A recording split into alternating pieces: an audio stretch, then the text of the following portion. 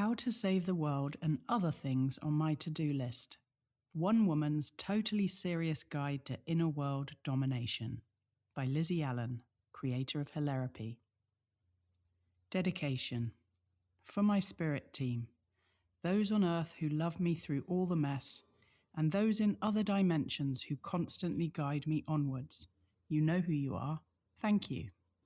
A note before we begin.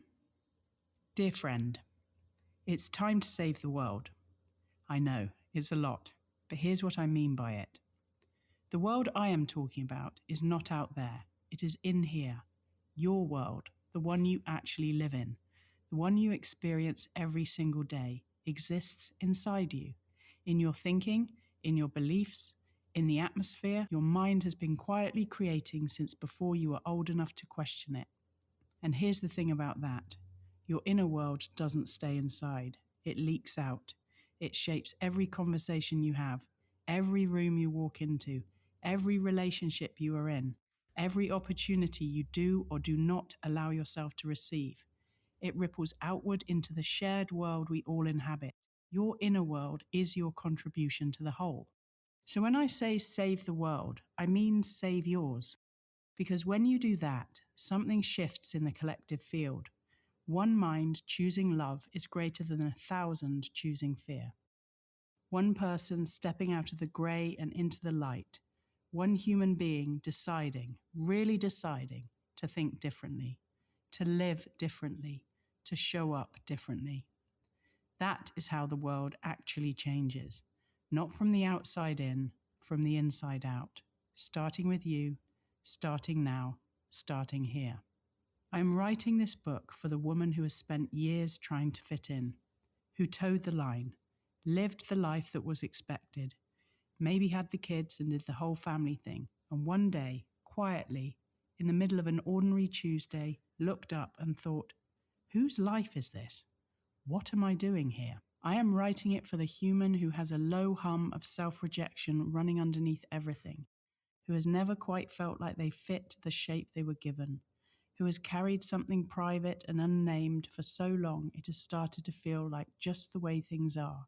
I am writing it for the woman who is middle-aged or later and has woken up, who is done with the managed, edited, acceptable version of herself and is ready, finally, to find out what a big, bold, expansive, fully expressed life actually feels like from the inside out. I am writing this for the woman who is ready to ask, really ask, with her whole self, what if there is more available to me than I have been allowing myself to believe? And I am writing it for anyone, man, woman or alien, young or old, in recovery or not, who has had enough of living with fear and is ready to unify with love and shine like the sun.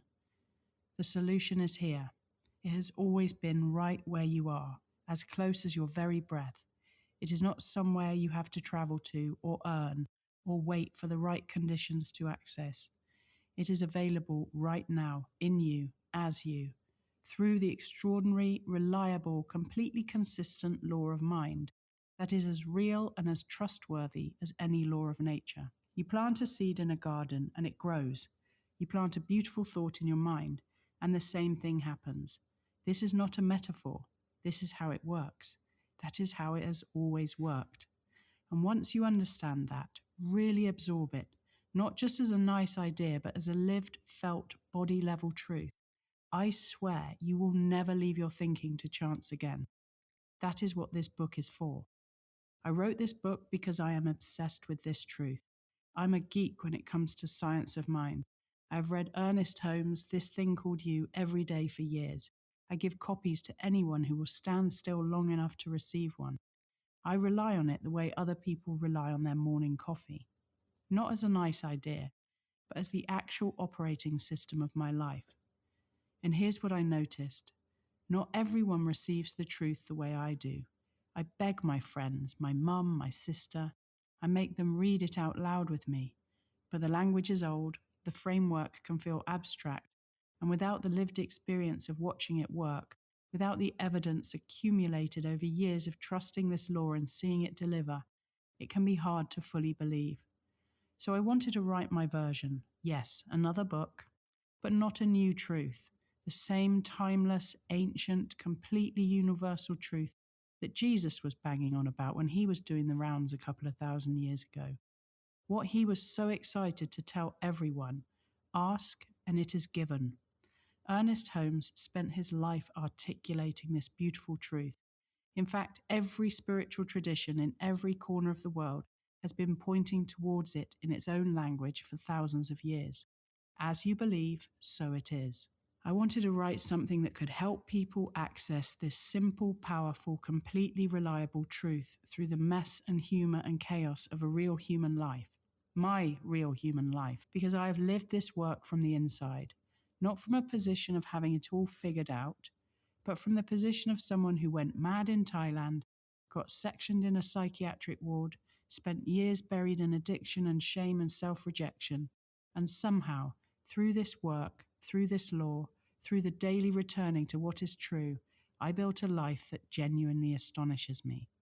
Not a perfect life, a real one, full of plot twists and dark days and empty ticket sites and grief that arrives on Saturday mornings when you least expect it.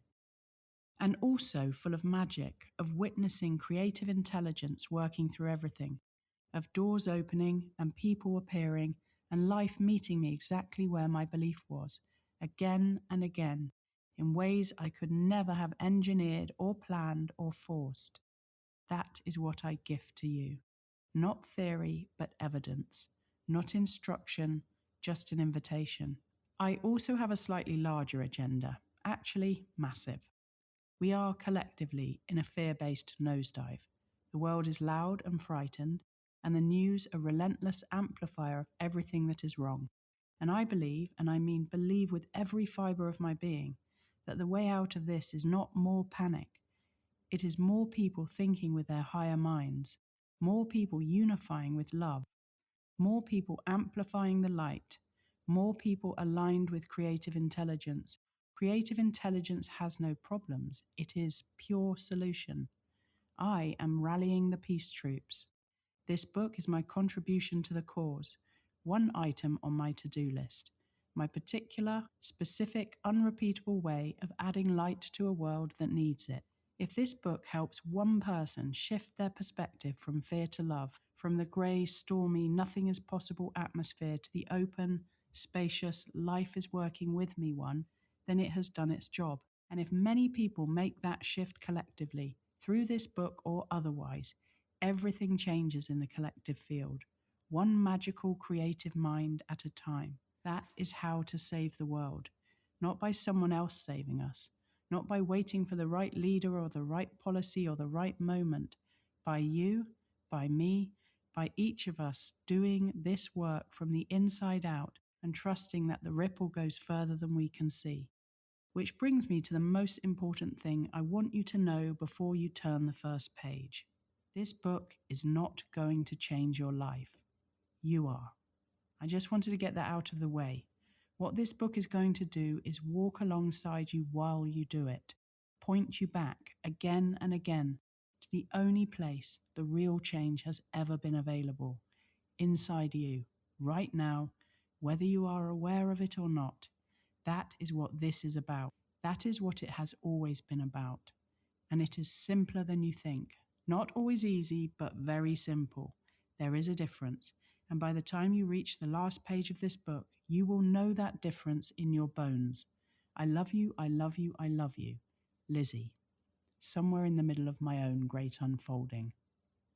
If you would like to download a free copy of this book, go to my website, lizzieallan.com, and find How to Save the World and download your free copy there. Don't forget to subscribe, follow, share with your friends, because this is a group effort. I'm really glad you're here. I love you, I love you, I love you. I'll see you soon.